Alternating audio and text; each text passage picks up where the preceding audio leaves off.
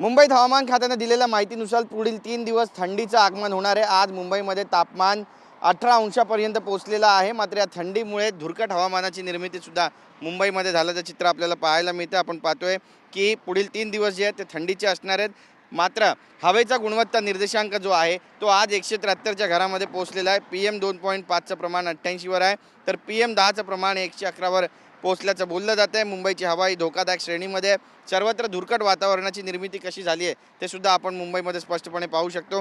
धूर आणि धुक्याचं प्रमाण वाढलेलं आहे, यामध्ये कुठलीही कमी होतानाचं चित्र सध्या तरी दिसत नाही आहे। मनपाकडून पुन्हा एकदा बांधकाम साईट्सना निवडणूक झाल्यानंतर आता नोटिसेस बजावण्याची जी मोहीम आहे ती सुरू करण्यात येण्याची माहिती आहे।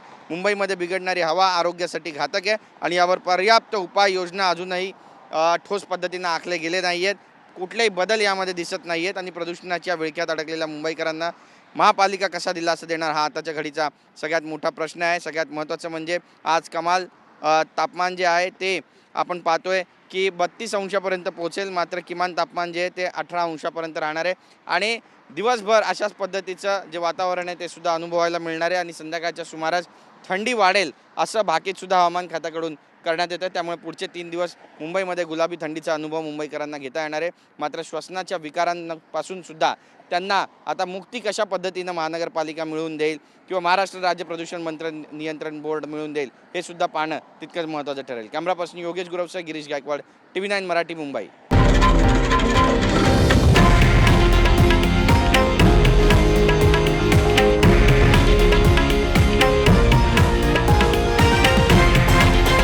हे आहे देशातील नंबर 1 न्यूज नेटवर्क आणि आपण पाहत आहात TV9 मराठी, एकमेव।